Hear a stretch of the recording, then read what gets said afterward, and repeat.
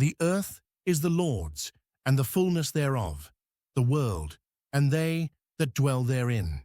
For he hath founded it upon the seas, and established it upon the floods. Psalm 24, 1-2. These opening verses declare God's absolute ownership of creation. David establishes the foundation for worship by proclaiming divine sovereignty over all existence. No territory remains outside God's dominion. No creature exists beyond his authority.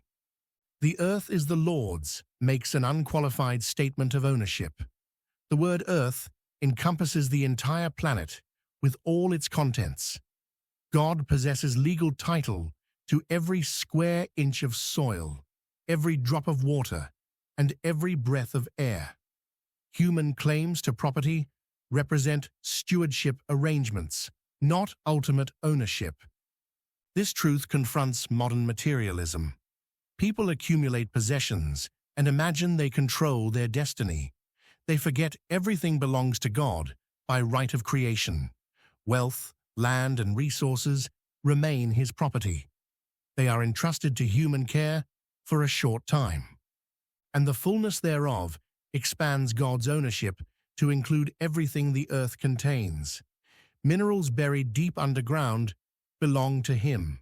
Forests covering mountainsides remain his property. Oceans teeming with life answer to his authority. The phrase covers every natural resource and every living creature.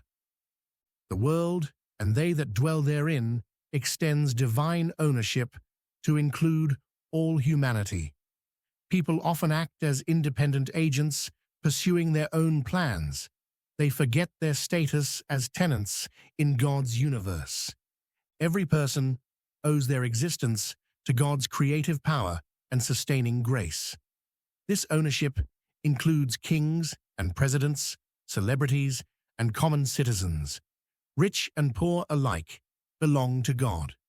Their talents, abilities, and opportunities come from his hand. Recognition of this truth produces humility and gratitude. For he hath founded it upon the seas, explains the basis of God's ownership claim. God established firm ground where none existed before. He created order out of disorder, stability from chaos. The verb founded suggests permanent establishment. God did not create a temporary structure destined for collapse. He built the earth to endure according to his purposes. The foundation remains secure because divine power maintains it. And established it upon the floods reinforces the concept of divine creation and control. The word established carries the idea of making something firm. This imagery speaks to God's power over threatening circumstances in human experience. Financial storms, relationship problems, and health crises cannot overwhelm those who trust in divine sovereignty. God establishes believers on the solid rock of his character and promises.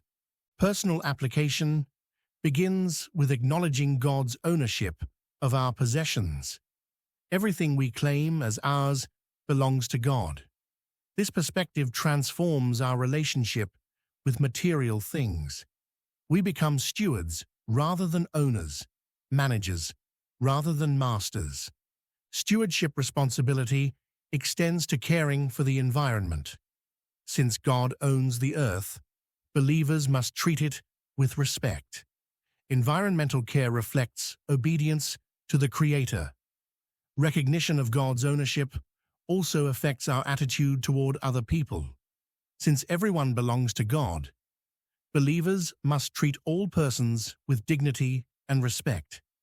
Racism and other forms of discrimination deny divine ownership of humanity. The truth of divine sovereignty provides comfort during uncertain times. Economic instability cannot threaten God's control over his creation. Political upheaval does not challenge his ultimate authority. Natural disasters cannot exceed his power to restore and rebuild. Human pride dissolves when confronted with divine ownership. People who imagine themselves self-made discover their complete dependence on God's provision. This humility opens the door to genuine worship and an authentic relationship with the Creator.